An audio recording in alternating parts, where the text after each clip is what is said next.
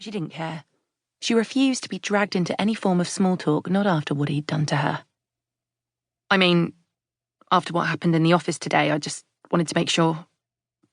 He trailed off again, apparently losing the ability to speak in full sentences. Josie kept her arms tightly crossed, desperately hoping that the heat she felt pulsing under her cheeks wasn't showing on her face.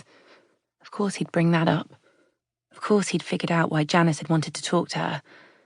One of the serious drawbacks to sharing an office with your ex, on top of the fact you had to see them every day, was the fact that you couldn't lie and say everything was going swimmingly at work. I'm fine, she said shortly, though from the way his brown eyes turned soft as his gaze lingered on her face, she knew he didn't buy it. She shifted her weight from one foot to the other, wishing she'd changed out of her black and white striped work dress, which felt too tight now and too exposing, like she'd got home at 2 p.m. and been sat doing nothing for 4 hours, which, to be fair, she had. Though maybe he wouldn't notice. He'd never paid much attention to what she'd worn when they were together, something she'd found incredibly charming. The fact that he genuinely seemed not to care whether she was in a tracksuit or heels. She wondered now if that had all been put on, given the girl he'd slept with. Oliver opened his mouth, shut it again, and nodded, clearly thinking better of whatever he'd been about to say, whatever condescending support he'd been about to offer. All right, he said evenly. He ran a hand through his dark brown hair, which lay flat against his head, almost like it was stuck in place, though the side parting that she knew he'd combed into place every day was slightly ruffled. But you can still talk to me, right, babe? Josie held up a hand. Don't call me babe. She sighed. Please, just don't. She didn't want to hear it. The offer of a shoulder to cry on, telling her that he still cared about her. Because surely if he cared about her that much, he wouldn't have slept with someone else. And certainly not someone they both worked with, someone she had to face in the office, who walked around the place in completely impractical heels like she owned it. Right, he said, and rubbed a hand across the back of his neck, looking away from her and glancing around the dull hallway. One of the lights was flickering weakly down the other end, the effect somehow highlighting the ugly, stained carpet which contrasted sharply with the vinyl inside the flat that Josie made an effort to keep clean and shiny.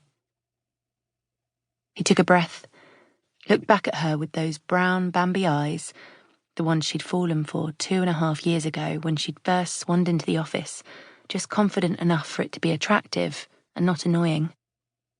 Jose, look, I know I hurt you, and I know you don't think you'll ever be able to forgive me, but I hate the idea of you sitting here alone trying to deal with this. I just think if we could talk, Josie shook her head. Oliver, I can't do this right now. His hand dropped to his side, and he looked so damn pathetic in that moment, shoulders hunched under his black North Face coat, that she almost gave in and rested a hand on his arm. Almost. Until she remembered that he was not the wronged party in this situation. He had no right to keep trying to worm his way back in to make her feel like she was overreacting. And I'm not alone, she said, her voice clipped. I have beer. Right. He nodded a few times, looking like that bobbing head dog she'd got in this year's office Secret Santa. She'd had it on her desk since, trying to show she appreciated the gesture, even though the fact that every single bloody person that stopped by bopped it when they left her desk, and then she had to watch it slow down its nodding out of the corner of her eye while she tried to type. All right. Oliver cleared his throat.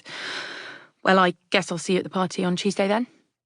He tried a hesitant smile, showing off the crooked teeth she knew he hated. I guess you will, she said, trying not to sigh. The party that they all had to go to, despite the fact that it was on Christmas Eve.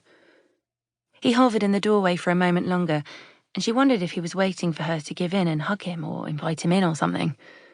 After all, throughout the course of the relationship, it had always been her making the compromises. Her staying out late because he wanted a night out, or agreeing to go on a hectic city break rather than a retreat to the country. They both knew it. Both had their roles to play. But this was different. Oliver glanced up, saw the mistletoe hanging sadly above them, and turned a little pink. Josie grimaced.